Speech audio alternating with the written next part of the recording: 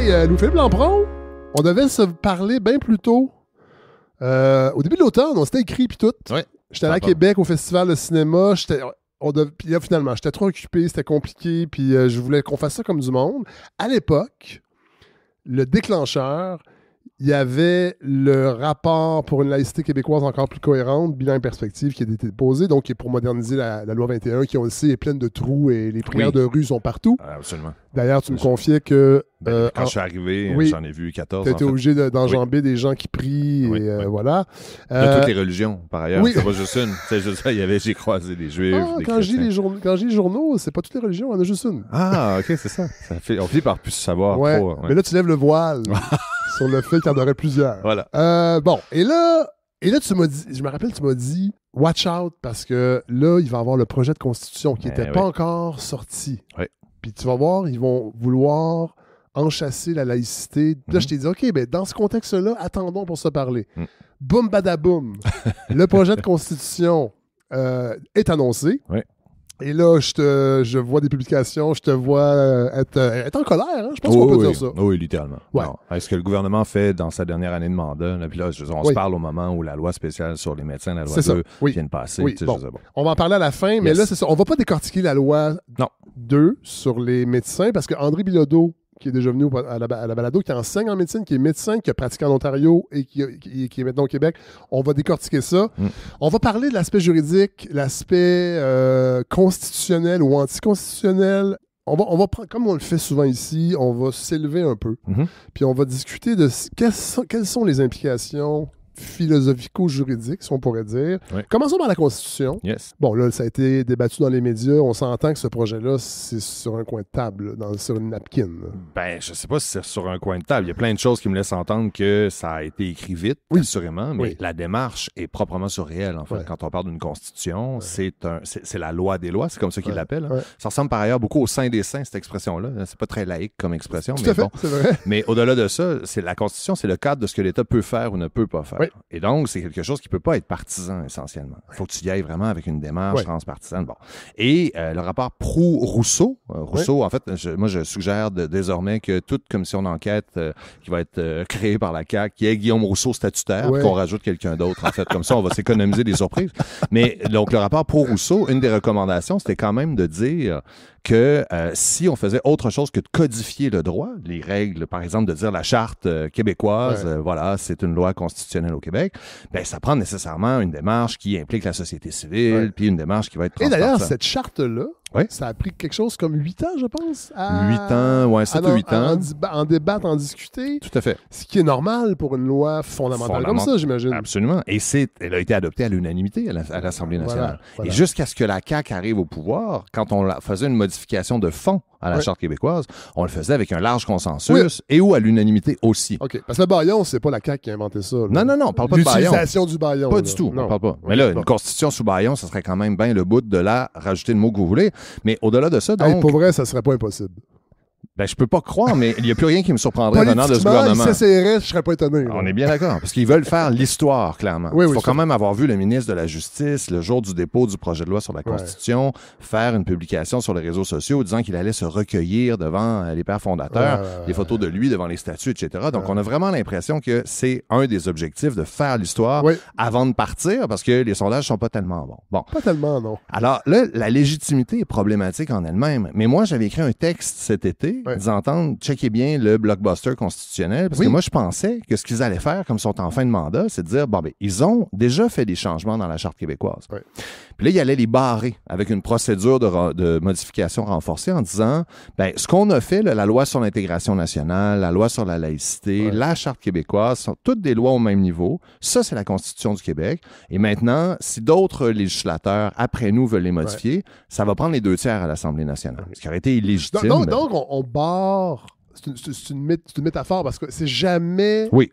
Il n'y a jamais un cadenas puis on pitch la clé dans le fleuve. Non, c'est pas. Puis la procédure de modification renforcée, par exemple, de la Charte canadienne, là, le fameux 750, on n'est pas du tout dans le même registre ici. Pour les millions de Québécois qui ont oublié le 750. Oui, c'est. Pour modifier la Charte canadienne et l'essentiel de la Constitution de 82, ça prend une proposition qui va avoir l'approbation du législateur fédéral et des législateurs de 7 provinces représentant au moins 50% de la population. Fait aussi bien dire que j'en imagine mal qu'est-ce qui pourrait créer ce consensus au Canada. Donc c'est fluctuant. Bien sûr. D'une époque à l'autre. Il y a une époque où on peut avoir un consensus plus facilement. Puisque nous, on est en train d'être grand remplacés au Québec, on n'a plus le même poids qu'on avait à l'époque où cette règle... Fait que, sur le 50%, le fait qu'on diminue dans le poids relatif de la population, absolument. Peut-être qu'un jour, le Québec pourrait... Ça, est-ce qu'on peut dire que c'est un mécanisme assez rigide? Très, très, très rigide. Tout à fait. Avec raison? Trop rigide. À ce niveau-là, à un certain moment, à mon sens, c'est vrai que l'image, c'est un peu que Pierre-Elliott Trudeau, quand il est décédé, il est parti avec les clés de la modification de la Constitution du Canada. C'est vrai que c'est extrêmement difficile politiquement et en raison de la réalité de la Fédération canadienne d'imaginer un vaste projet de réforme qui atteindrait ce seuil-là, en fait. Bon. Il avait pensé à tout. Le vieux Finot. D'accord. Mais donc, pour revenir à la Constitution du Québec, il faut savoir d'où on part. Qu'est-ce qui me met en colère, en fait? C'est la manière il y a plein de choses qui me mettent en colère dans la manière qu'a la CAQ de mener ses dossiers, surtout depuis la dernière année. Tout à fait. Mais sur la Constitution, c'est qu'on avait déjà un texte qui avait une valeur supralégislative au Québec. C'est la Charte québécoise. Oui. Adoptée à l'unanimité, je le répète, en 1975, puis qui protège un ensemble. C'est un fleuron, la Charte québécoise. Attends, je fais une parenthèse. C'est un fleuron pour les gens qui croient à la démocratie des droits et libertés. Voilà. Tout à fait. Parce que là, on est dans un contexte aussi de montée du nationalisme identitaire, où le nous, comme les mécanismes pour débarrer des changements constitutionnels, sont assez rigides. On est d'accord. Et ce projet de constitution, c'est aussi pour diluer le pouvoir des chartes qui, restons dans la laïcité, qui sanctifient un peu les libertés individuelles. Hiérarchise, est-ce qu'on peut dire ça? Moi, je ne suis pas juriste. Non, je comprends. Est-ce que la Charte des droits et libertés de 1975 hiérarchise les droits et le droit individuel trône au sommet? Ben moi, c'est le gros argument qui a beaucoup de traction publiquement, en fait, qui me pose vraiment problème. Parce que à la base, il y a une interprétation très large des droits et libertés individuels protégés par la Charte canadienne et la Charte québécoise. C'est très, très clair. Bon. Maintenant, il ne faut pas oublier que dans la mise en œuvre de la Charte, c'est toujours un raisonnement en 2 étapes. Première étape, il faut que la personne fasse la preuve que c'est pas farfelu puis qu'il y a effectivement un droit fondamental qui est en cause puis que l'État est responsable de la restriction. Bon. Mais après ça, on se tourne vers l'État puis on dit, avez-vous des motifs sérieux à faire valoir pour justifier l'atteinte aux droits fondamentaux? Puis cette approche-là en 2 temps, c'est ce qui justifie pourquoi, pendant la COVID, à peu près tous les décrets là, qui ont été adoptés pendant l'état d'urgence qui a duré 1200 ans ont été contestés devant les tribunaux sur la base d'une atteinte aux chartes, mais ont été jugés raisonnables en raison de la crise à laquelle... Alors, l'idée que le gouvernement peut rien faire, c'est pas vrai. C'est-à-dire que ce qui est au cœur du raisonnement, c'est de l'imputabilité, en fait.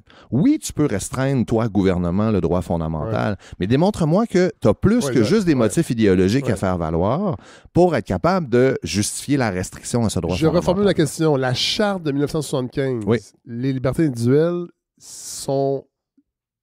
Je sais qu'on parle pas comme ça, j'imagine, dans le jargon juridique. Est-ce que les libertés individuelles sont suprêmes? Non, pas du tout. Ah bon, tous les droits fondamentaux. C'est la perception que j'ai. Absolument, mais c'est pas le cas. C'est-à-dire que là, c'est encore une fois, puis on l'entend, ça. Absolument, on l'entend. C'est ça, je veux savoir. Puis ça mène à une individualisation croissante de la société. La théorie des minorités. Exactement. La tyrannie. Voilà. Ouvrons les guillemets, on est bien d'accord. C'est ça, OK, voilà, OK. Et là, on fait aussi abstraction du fait que l'exécutif en particulier, il y en a plein d'outils pour être capable de faire passer des projets de loi puis de les maintenir en vigueur dans l'espace public. Il faut juste des fois justifier. Oui, puis après ça, tu peux quand même si tu adoptes une loi qui a des risques importants d'atteinte aux droits fondamentaux. Regarde la loi spéciale sur les médecins, par exemple. Clairement, à sa face même, il y a plusieurs dispositions problématiques puis qui entrent en contradiction avec plusieurs droits fondamentaux protégés par la Charte canadienne. Bon, ça va être contesté. Je pense que ça l'a déjà été. Bon.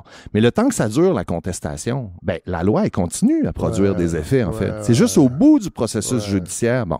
Et le gouvernement de la CAQ, selon toute vraisemblance, il sera plus là pour vivre les conséquences de cette loi spéciale-là. C'est une bombe, littéralement, on est d'accord. Puis avec le risque d'un désengagement, en fait, là, des médecins dans le système de santé. Bref. D'ailleurs, je pense que c'est ça le but, là, on va se le dire. Là. Ben, en tout cas, ça finit. Pour que le privé devienne. Voilà, incontournable, si le système public s'effondre. Enfin. Oui, on a vu neiger. Mais c'est pas ça le propos de notre entretien aujourd'hui. On revient à la Constitution. Donc, vous êtes fâché pour, j'imagine, d'autres raisons par rapport à ce projet. Ben, c'est-à-dire que à la base, moi, je reviens au texte, que ce que j'imaginais qu'ils pourraient faire a rien à voir avec ce qu'ils ont fait finalement. Là, ce qu'ils font, au-delà du fait qu'il y a plein de tentatives de modifier unilatéralement la Constitution du Canada, bon, on va pas entrer là-dedans. Ça marchera pas. Là. Ben, c'est-à-dire que ça marchera pas. Tout dépend du contexte politique, en fait, parce qu'ils l'avaient déjà fait, notamment de dire on intègre. Bon, puis le gouvernement fédéral a fini par dire ben OK, très bien, on reconnaît. Alors, j'imagine que face au consentement du fédéral, ben ils disent on en essaye puis on en met d'autres. Essentiellement. Il y a ça. Mais sur le rapport à la Charte québécoise, puis je te dirais au gouvernement des juges, le méchant gouvernement des juges, qui n'a pas de légitimité. Qui est critiqué en France avec l'incarcération de pauvre Nicolas Sarkozy. Ben oui, puis maintenant, on a beaucoup de reportages à savoir qu'est-ce qu'il va lire pendant son incarcération. Mais je sais que Mathieu Bocoté lui amène de la lecture de façon hebdomadaire. Directement? Et des truffes. Dans un panier en osier? Des truffes qu'il cuisine lui-même, trempées dans le foie gras. J'ai hâte de voir les photos. mais au-delà de ça, c'est vrai, c'est-à-dire qu'il y a eu vraiment une attaque contre cette institution fondamentale-là à l'État de droit. Oui. Parce que l'État de droit, puis on le voit avec Sarkozy, mais c'est la même chose avec les coups de boutoir que Trump, de manière répétée, fait contre l'appareil judiciaire, en fait, pour essayer d'élargir le pouvoir de l'exécutif. Donc, on est dans le même spectre, là. Ben, moi, je veux juste faire attention avec ça parce que il y en a qui font le lien direct entre le projet de constitution caquiste et Trump. Non, ça, je suis d'accord. Mais l'autoritarisme, oui. Mais c'est une gradation. C'est une gradation. C'est le même sentier, essentiellement. Est-ce qu'on peut parler d'un autoritarisme tranquille? Ça, c'est intéressant. On pourrait, en tout cas, clairement, c'est moins de démocratie. Un produit du terroir. La tranquillité au Québec. Produit purement québécois. mais donc, à la base, pour que les droits fondamentaux veuillent dire autre chose que le papier sur lequel on est écrit, il faut pas que ça ait une portée déclaratoire. Parce que sinon, on le voit, tu peux faire de la rhétorique avec les droits fondamentaux. Bon. Et là, nous, on est chanceux, on est dans les juridictions où on a des textes qu'on peut faire valoir devant un tiers indépendant pour dire, là, l'État va trop loin, tiers indépendant, entends-moi, puis évalue les motifs de l'État pour voir si il est allé trop loin ou au contraire, il avait effectivement des motifs raisonnables à faire valoir. Puis ça, on écarte ça complètement du terrain, puis on n'arrête pas de faire des lapalissades en disant justement que le gouvernement, pauvre lui, à cause de l'expansionnisme des droits fondamentaux, est plus capable de rien faire. En fait, le Parlement. Le Parlement, le législateur, mais même le gouvernement, en fait, parce que avec la ligne de parti, en ce moment, c'est l'exécutif est quand même largement dans le contexte de gouvernement majoritaire au-dessus du législateur. Tout à fait. Et donc, dans ce contexte-là, puis ça revient à Agamben avec l'état d'exception, on normalise justement l'adéquation entre la démocratie délibérative et le fait que c'est le chef qui décide, puis après ça, les autres doivent suivre. Puis la démocratie, essentiellement, la capacité des citoyens à s'opposer à des décisions déraisonnables, ça se limite à la sanction de l'urne. Parce que pendant la durée de vie du gouvernement, ben c'est ça la démocratie, en fait. Fou. Et donc, il faut assumer que les décisions sont prises. Puis si on n'est pas en accord, ben on votera pour un autre parti aux prochaines élections. Puis ce qui est encore plus fou et qui me met vraiment en mot patrimonial de votre choix, c'est le fait que ce qui est au cœur de la refonte du pacte démocratique après 1948, la question des droits fondamentaux. 48, c'est la Déclaration universelle des droits de l'homme. Ah oui. Donc, après la Deuxième Guerre mondiale, plus jamais ça, etc., c'est de dire, là, on a besoin de freins. La démocratie, là, elle ne peut pas se résumer à la règle de la majorité qui décide. Ça ne veut pas dire qu'on... Elle suffit pas, en fait. Elle suffit pas. On a besoin, pour éviter de retourner là où on ne veut plus jamais retourner, ça, c'est il y a longtemps, c'est poussiéreux, c'est dans les 80 ans, mais quand même, c'est ça la rhétorique. On a besoin d'avoir un socle de légitimité en deçà duquel les législateurs et les gouvernements n'auront plus le droit d'aller, même s'ils ont l'appui de la majorité, en fait. C'est ça qui est derrière les dispositions qui protègent les groupes minoritaires. Puis là, je reviens en arrière avec l'argument en disant, si vous n'êtes pas content, vous voterez pour un autre gouvernement, bien, si la mesure, elle cible des groupes minoritaires X, Y ou Z, puis là, on peut les multiplier à l'infini en fonction de qui est l'autre ou l'altérité du moment. Oui, parce que ça change d'une époque à l'autre. Ben voilà, mais qu'est-ce qui est le plus facile puis qu'est-ce qui spin sur les réseaux sociaux? Ben, grosso modo, après ça, de dire que les groupes minoritaires ont la capacité de renverser le gouvernement qui s'en prend à leurs droits, ben, c'est une lapalissade, ça marche pas, en fait. On revient donc, en affaiblissant un texte comme la Charte québécoise, on revient à la situation qui prévalait avant 1948, puis ça, c'est une perte pour tout le monde, pas juste les groupes minoritaires. Parce qu'on est toujours la minorité de quelqu'un, en fait. Tout à fait. Voilà. Oui, tout à fait. Est-ce que tu as l'impression, là, on se tutoie parce que... Oui. C'est ça. Voilà. Les Nordiques. Oui. As-tu l'impression que j'aime pas ce terme-là, traction, là, c'est vraiment le mot du jour qui vient de France, mais on va l'utiliser. Cette ton d'indignation, les gens, parce que t'es pas le seul, qui sont extrêmement sceptiques par rapport à ce projet, as-tu l'impression que ça fait son chemin dans la conversation publique? Oui. Parce qu'on est dans une époque où il y a des paniques morales sur plusieurs sujets, alimentées par une certaine presse, par plusieurs politiciens de plusieurs partis. Tout à fait. La CAQ n'a pas le monopole. Absolument. Bon. J'ai l'impression qu'on a de la difficulté à saisir toutes les intrications juridico-juridiques, constitutionnelles, et qui sont fondamentales. Et je pense que ces gens-là le savent aussi. Ils le savent très bien. Et ils inondent la zone. Essentiellement. Voilà. C'est-à-dire que là, dans la dernière année de mandat, là, on parle de la Constitution, on parle de l'élargissement de la laïcité. Si comprendre pas l'élargissement de la laïcité, l'élargissement de l'interdiction du droit de porter des signes religieux mur à mur, un petit peu partout. La prière de rue, c'est vraiment ciblé sur, encore une fois, des groupes minoritaires. Là, la procession là, catholique ou que sais-je encore, italienne, ça pourra continuer parce que ça, c'est patrimonial. C'est pas pareil, ça dérange moins. Ça dérange moins. Et donc... Ils sont comme nous, ces gens-là. En tout cas, c'est clair. Mais on en est presque là à le nommer expressément. En fait. Tout à fait. On a la question de la remise en question de la formule RAND, l'affaiblissement donc de la capacité d'action des syndicats. Donc c'est vraiment là, ils multiplient les coups de boutoir contre des contre-pouvoirs essentiellement qui existent puis qui fonctionnent dans la société québécoise, alors qu'ils sont dans la dernière année de leur mandat et que pour l'essentiel de ces projets-là, c'était pas du tout dans les cartons au moment de la dernière élection. Tu sais, au-delà du fait là, que représentativement parlant, c'est faible, ils sont à la fin d'un mandat. Tout à fait. On pourrait tout à fait statuer que juste ça, c'est suffisant pour que tout ce procès-là soit vicié. Si vous êtes au début, à la limite, vous sortez d'une élection gagnante, retentissante, même si on sait que le système électoral n'est pas parfait, à la limite, ça se comprendrait, mais là, c'est que vous êtes à la fin. Oui. Mais en fait, il y aurait la responsabilité, puis ils devraient vivre avec les conséquences de ce qu'ils sont en train. Parce que sur la durée du mandat... Parce qu'ils n'ont même pas le courage de le faire au début. Ils le font à la fin, en fait. Voilà. Et là, ça pose des questions en disant pourquoi ils font ça à la fin, essentiellement. Puis moi, ce que j'espère, c'est que moi, j'ai l'impression de voir un gouvernement là, qui est complètement parti, qui est rogue, en fait, essentiellement, et qui a décidé là, on crisse le feu. Je sais pas s'ils veulent crisser le feu, mais en tout cas, on fait ce qu'on voulait faire, puis si jamais on est... Qu'on n'a pas fait pendant 7 ans. Exactement. Alors qu'on aurait vraiment largement pu le faire, puis en reparler pendant la réélection, notamment. Mais moi, je pense qu'il est important que les partis d'opposition, tout de suite, face à la multiplication de ces initiatives-là, qui sont au mieux complètement illégitimes dans le contexte, s'engagent à dire, écoutez, on en cible 3, là, initiatives, puis peu importe qui prend le pouvoir, on fait comme avec la loi 78 avec Charest, là, qui était aussi en fin de mandat, on l'abroge. On arrive en fonction, on abroge ces initiatives-là et on repart sur des bases saines avec les différentes parties prenantes, en fait, qui vont subir des effets. Ça, on n'a pas entendu encore.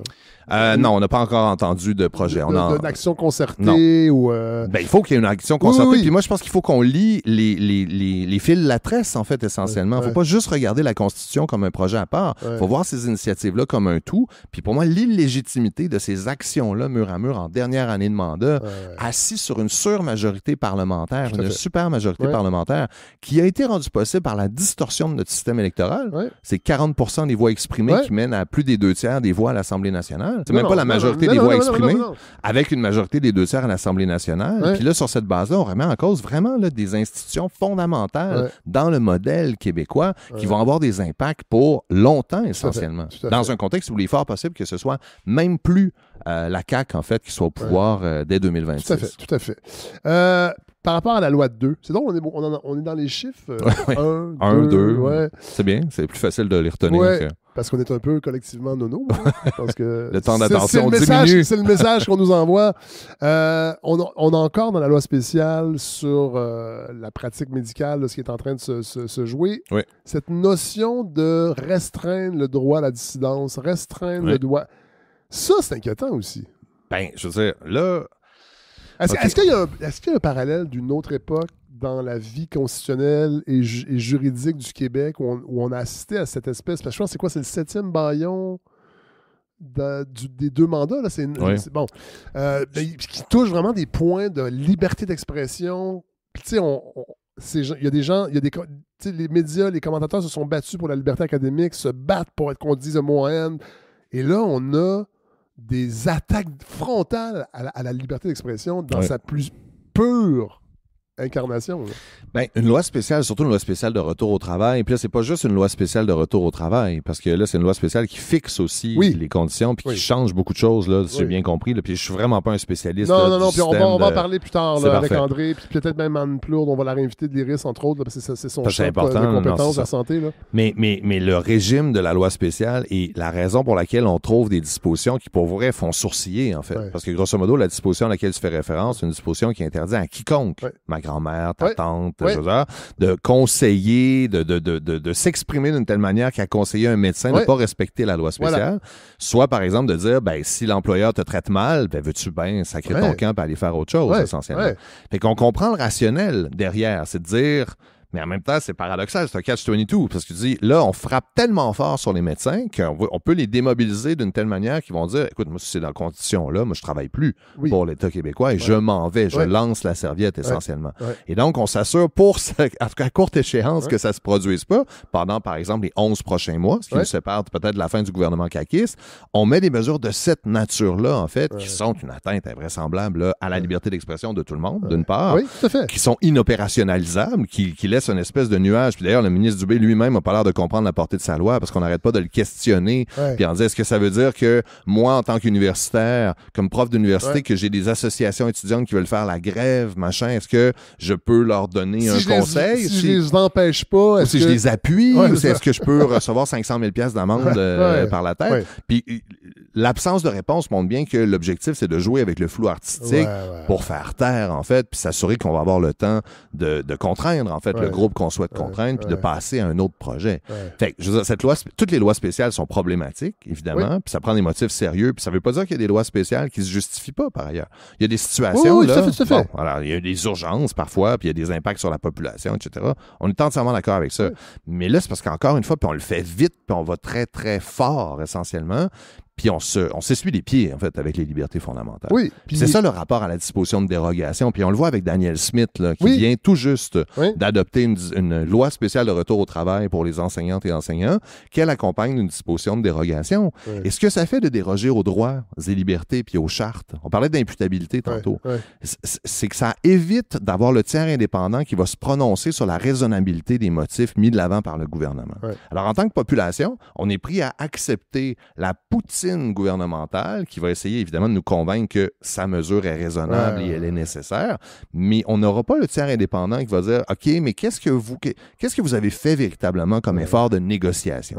Avez-vous vraiment négocié de bonne foi ou est-ce que vous vous êtes assis du côté de la table de négociation, les pieds sur le pouf en disant non à tout essentiellement, puis en étant inflexible dans le détail, indépendamment des spins politiques sur le fait que vous aviez bougé ou pas, d'avoir quelqu'un qui va les évaluer avec rigueur, indépendance et autonomie, puis qui va arriver à une décision en bout de course, de déroger à l'avance, ça fait en sorte que le gouvernement, ben voilà, il dit, fiez-vous sur nous, c'est raisonnable, essentiellement.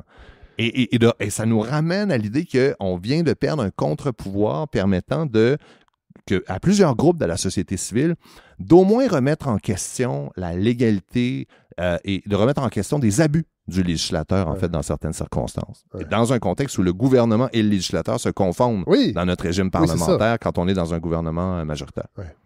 Est-ce que tout ça, moi j'ai envie on va terminer avec ça, qu'on réfléchisse à où on l'inscrit dans un continuum de pensée politique. Tu sais, il y avait Éric Fassin qui était venu, on parlait de la situation en France, qui parlait d'illibéralisme, c'est-à-dire, est-ce qu'on peut dire ça que c'est illibéral dans une perspective de pensée politique? Là?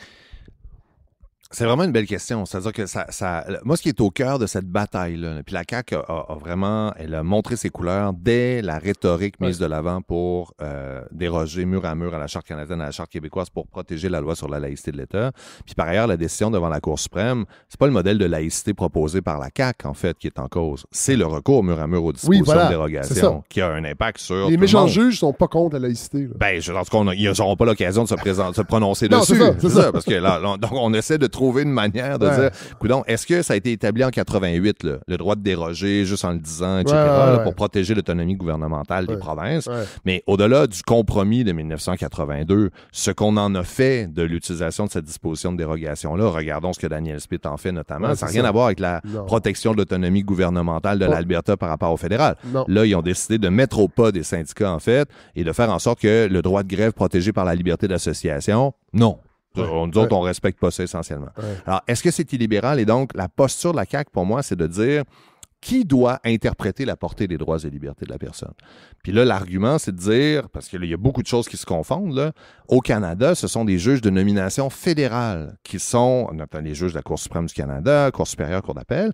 Et donc, nous, nationalistes québécois, nous estimons que ce sont des arbitres illégitimes des droits et libertés parce que ça penche d'un côté, puis donc ils vont toujours aller à l'encontre des projets collectifs de la nation québécoise. Bon.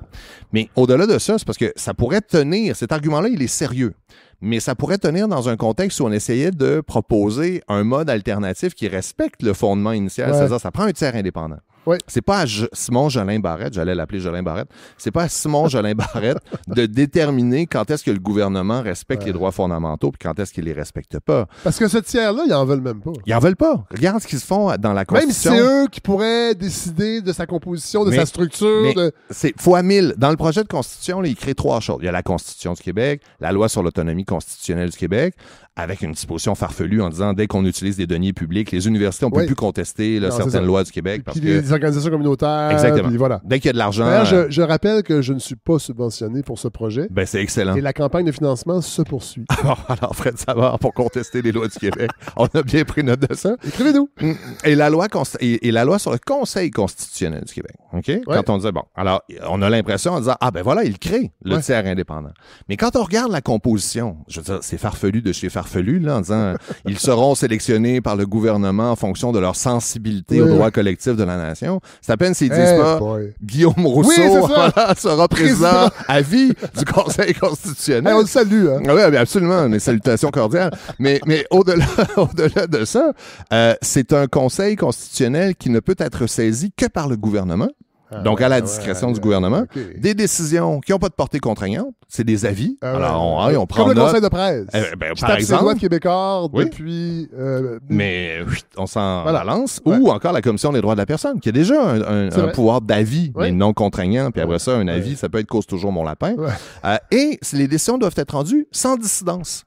Alors, il y a un groupe, mais c'est au consensus, et donc il y a juste une petite décision. On n'aime pas ça, la chicane au Québec. On n'aime pas les contre-pouvoirs. On veut que papa décide, essentiellement. Et là, tu sais, dans ce contexte-là, on a consulté le Conseil constitutionnel, on a pris note de sa décision, mais on croit qu'il se trompe. Et donc, on va de l'avant. Et donc, on est dans la pure rhétorique. Et c'est dangereux de chez dangereux parce que on part d'une situation qui est nettement avantageuse, pas pour les groupes minoritaires. La tyrannie des minorités, ça n'existe pas, ça tient pas la route dans le réel. Bon. Puis les droits fondamentaux protégés par la Charte québécoise et la Charte canadienne, on parle du droit à la vie, à la liberté, à l'égalité, la liberté d'expression, d'association, de conscience et de religion, les garanties judiciaires. Je veux dire, ça embrasse vraiment très large. Puis c'est des droits qu'on a tous et toutes et qui sont importants. Alors, de pouvoir, de se réjouir de la capacité du législateur de juste maintenant les écarter d'un trait de crayon ou du revers de la main, je comprends pas, en fait, comment est-ce que ça se fait qu'on n'en parle pas plus dans l'état actuel des choses. Je pense que c'est la complexité du projet, puis le fait qu'on soit capable de confondre le truc de c'est un projet constitutionnel, donc ça permet beaucoup de nuages de fumée. Flood de zone. Flood de zone, absolument. Mais il y a vraiment un impact clair, puis je termine là-dessus, là, mais la Charte québécoise, là, on en diminue l'effectivité de manière dramatique, voire on s'approche d'un régime où elle n'aura plus de portée contraignante par rapport aux actions du législateur québécois. Et ça serait une perte sèche pour tout le monde. C'est d'autant plus étonnant que ces gens-là, derrière ces projets-là, et ceux qui les appuient, ce sont les plus grands partisans du dialogue. En général. Oui. Quand c'est le temps de saluer le décès d'un grand dialoguiste comme Charlie Kirk, mais là, pouf, soudainement, le dialogue, bye-bye. Ben, le dialogue, tant que c'est moi qui décide. Oui, voilà. C'est ça, le dialogue, je veux bien t'entendre. Tu sais, une manifestation, c'est bien gentil, en autant qu'on les fasse dans un stationnement. Voilà, ça dérange personne. Exactement. Voilà. Donc là, vous avez le droit de vous exprimer. Et nous avons le droit, comme législateur, de ne pas le considérer essentiellement. Hey, Louis-Philippe Lampron, merci. C'était parfait. Une demi-heure bien dense. On comprend tout maintenant. Bon, et on sait pourquoi on est en tabarouette. Ça me fait plaisir. Et donc, il faut maintenant agir sur la barre de ce en tabarouette. Hey, salut. Bye.